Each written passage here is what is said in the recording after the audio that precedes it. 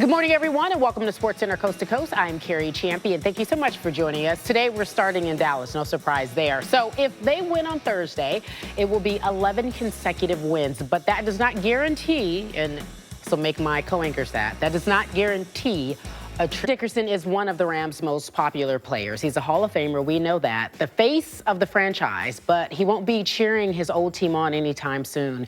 Dickerson has been critical of the team and says head coach Jeff Fisher made it clear he didn't want him on the sidelines. Yesterday, Dickerson told ESPN's Alden Gonzalez that he won't set foot in a game as long as Fisher is the coach. Here's Fisher saying otherwise. Oh, are you ready for this conversation? It's very intense. Oh. Yeah, so can Russell Westbrook continue?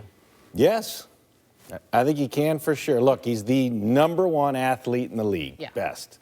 He's got the highest motor of any conversation, the MVP conversation. It's always been about what type of player he is, what a great athlete, how he fights for every point. One of my favorite to watch because he makes you love the game because of his intensity.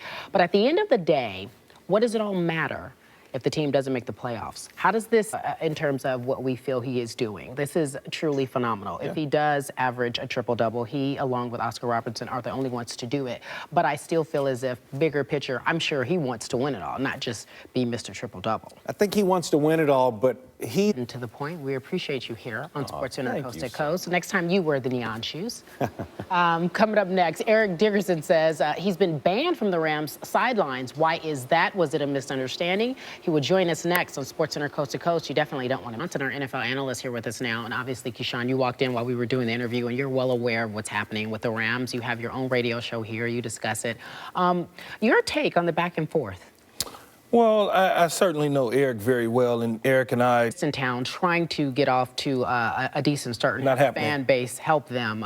This is something that they definitely didn't need, and as Trevor Maddich pointed out, you definitely don't want to have the players distracted by this information. Players won't be distracted. The players won't don't worry about this. They don't even care. No, players could care less, girl. This player says he don't care. Coming up next. Woman, I'm sorry. Thanks, Keyshawn. We're back in a few moments. I just had to... I mean, he's this amazing, is he not?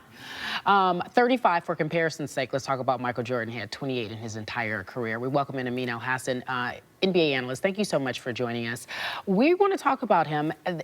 Listen, what he's done is amazing, and I don't want to discredit a triple-double, averaging a triple-double. Only person who's ever done it is Oscar Robertson. That's great company. But in the big picture, does this matter? I think it... Low expectations. I didn't hear that the summer of KD. Well, those expectations went out the window as soon as they lost that first game. Just early season, and then now we'll see more as we get to the midseason. Let's talk about the Knicks, shall we? I think it's interesting because everyone, and that, to Derrick Rose's credit, he said they were called a super team. We all made fun of him for that. But now we're hearing a lot about the other guys, not the guys we thought we'd hear about.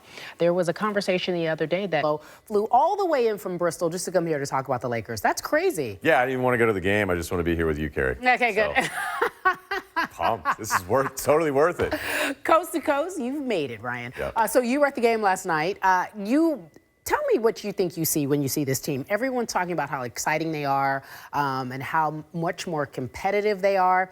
Is it because we had no expectations? That's definitely part of it. You know, when I think about... And then at home on Friday. So Are you regretting having me on now? Is that what's going on? I was just talking to David Rose. Hi, David Rose. He can't... Yeah, that's our producer. He says no, you can't come back. Okay. Or do you want to come back? I'm good. I'm good for today. We got a radio show. Joining me now, a friend and just an icon, legendary rapper Snoop Dogg. Snoop Dogg. I'll leave it there. Yes, there it is.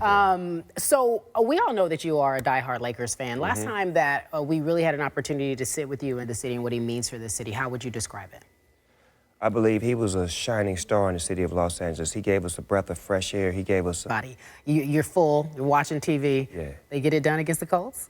We're going to have to. It's a must because we're trying to, make the playoffs, and I feel like it's the perfect time back. And if they do make it, they do make it. But the point is we just want to give back. Yeah, and you're showing them that someone cares about them, they're invested, you're keeping them off the streets. It's really admirable what you're doing in the community. It's love. We really love doing it. We actually have a show on AOL. Coach Snoop. Netflix, so it's right. already subscribed. Thank you. We talked about it being Thanksgiving. I have a few favorite foods that I like, and I know that you've been working with the great Shirley Caesar. Yes. And she's viral right now, yes, all her favorite foods. So we're gonna do top 5. Lamb. Rabbit, you name it. Okay, you name it. You name it. such an inside But you gotta joke. do it like, you name it. You name it. Yeah.